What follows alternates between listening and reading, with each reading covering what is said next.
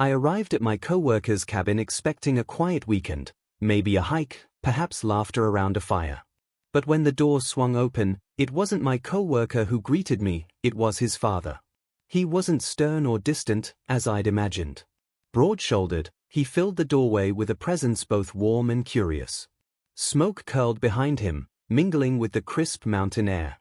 "Come in," he said, stepping aside. "You must be here for the weekend." I hesitated, glancing past him as if expecting my co-worker to appear. But it was just the two of us. Inside, the cabin was both warm and inviting.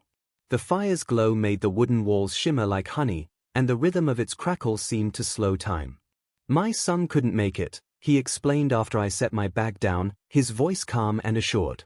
"Something came up at work."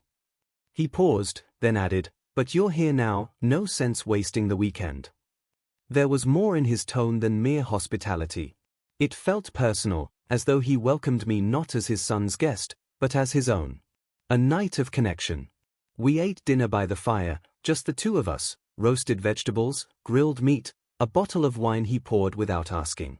Conversation began casually, then slipped into deeper currents, expectations, the quiet of the mountains, longing to be seen. He spoke with an honesty that felt rare. I shared more than I meant to, maybe because of the way his gaze held mine, steady, soft, coaxing honesty. After dinner, we stepped onto the porch. The night was cool, stars scattered across the sky, and the silence between us filled with cricket song. We stood side by side, breathing in the cold night air. Then, he turned. Not abruptly, but deliberate. His hand brushed mine, just testing. I didn't pull away. Instead, he pressed closer, his palm over my hand, thumb tracing a slow, grounding circle. I became aware of him more than the stars above.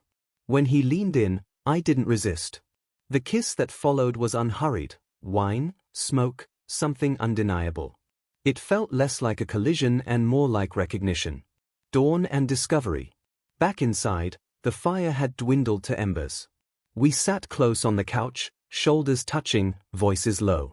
He spoke about how rare this kind of connection feels. I understood completely.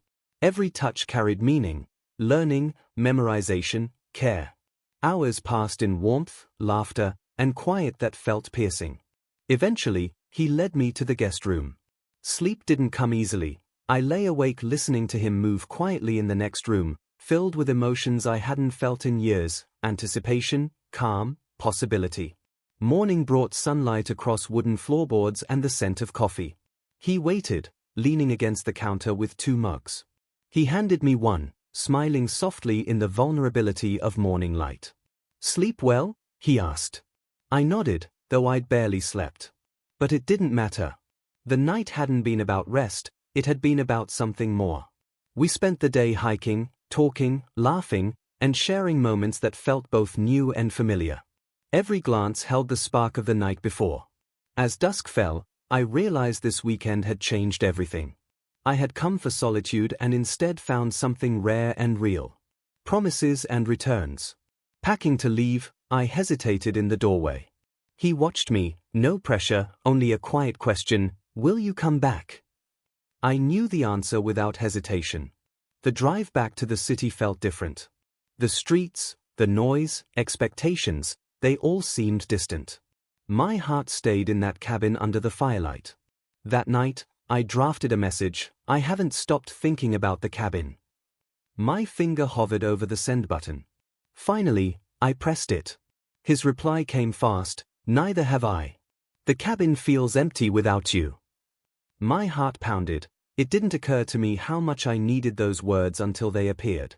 We began talking every night, sometimes brief, sometimes stretching deeply into the quiet hours. He asked questions no one else did, and he listened, truly listened. In his silences, I felt understood. 2 weeks later, he asked, "When can I see you again?" The city felt suffocating then, a barrier between me and something I couldn't ignore. "This weekend," I replied, my voice trembling with anticipation. I packed my bag with a giddy kind of nervousness.